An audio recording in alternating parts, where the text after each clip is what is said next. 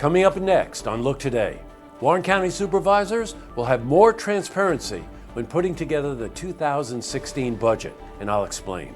Plus, it's day 2 of our kickoff to the high school football season, and our cameras head to South Glens Falls to see the Bulldogs in action.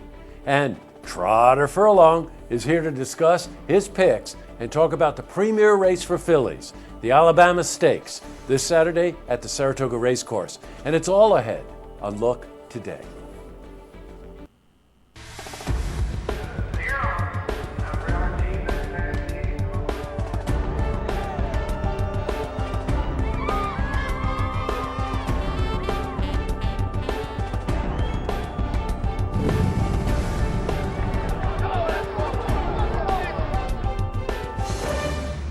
Welcome everyone, I'm Jay Hood Jackson, and here's a look at what's making news today in Saratoga, Warren, and Washington counties. Well, in our lead story, Warren County supervisors will put together their 2016 operating budget in open sessions. Well, the change came after some of the supervisors criticized the process.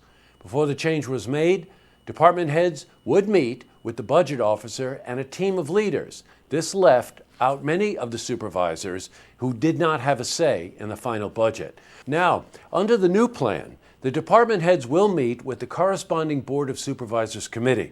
For example, the DPW head will meet with the supervisors on the DPW committee. Now, this will allow all the supervisors to have a say in the budget. The sessions will also be open to the public as the county looks to have a more transparent process. Well, the county is expected to keep the budget below the state tax cap in 2016. Well, now, changing from news to weather. It was another day of, you could say, hot and humid weather as temperatures reached 90 to 95 degrees throughout the region. Well, will we see a break from the humidity? For the latest, we're going to head to the Glens Falls Weather Center for a look at your first forecast.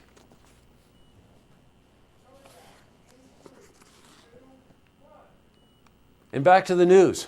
Well, South Glens Falls police arrested Rochelle Kristen at a Sunoco station in South Glens Falls early Sunday morning. Kristen was placed under arrest after police received a complaint that she was intoxicated and driving her car. Police performed a field sobriety test and determined she wasn't drunk, but under the influence of several prescription drugs. Well, Kristen also had her 2-year-old child with her at the time of the arrest. Therefore, along with the DWI drug charges, she was charged with endangering the welfare of a child and an aggravated felony DWI. She was brought to Saratoga County Jail. Bail was set at $2,500. She is due back in court on August 20th. In other news, the shelters of Saratoga will hold a press conference Thursday morning to make an announcement regarding the Code Blue shelter in Saratoga Springs. Well, the shelter currently operates at the Salvation Army on Woodlawn Avenue.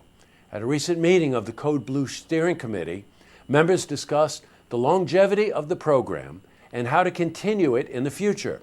It was decided the shelters of Saratoga would step in and take it over as a standalone program with its own operating budget. Now, in the past, Shelters of Saratoga also played a major role in helping Saratoga Springs Mayor Joanne Yepsen with her pledge of ending veterans' homelessness. Now, we will be at that press conference Thursday morning and bring you a full report on Thursday night's broadcast of Look Today. In sports, the South Glens Falls Bulldogs were on the field this morning as area high schools begin football practices this week. Bulldogs head coach Mike Hammond had the team running various drills this morning. A young team last year returned many starters who have been leaders for the younger kids. Now, this fact has given Coach Hammond high expectations for his team this season. We're putting the expectations as high as possible. I mean, we're going to set the bar high, and we're going to keep giving the kids as much as they'll take, and we're going to push them, and as long as they keep bringing the intensity and the hard work, we're just hoping good things will happen. Now, all this week and continuing into next, we'll continue to update you on the teams practicing throughout the week in Warren, Washington, and Saratoga counties. And by the way, our first play-by-play football broadcast is coming up too fast, but it is September 4th. Still to come, the Granville VFW will hold its second annual Bluegrass Festival. And here to talk about the event, of Sherry Started and Butch Hurlburt. Plus, Trotter Furlong shares his picks for tomorrow's action at the Saratoga Racecourse and discusses the running of the Alabama Stakes this Saturday. But first, if you see news happening, you want to share a story idea, or join us for an interview, give us a call on the hotline. The number is 798-8000.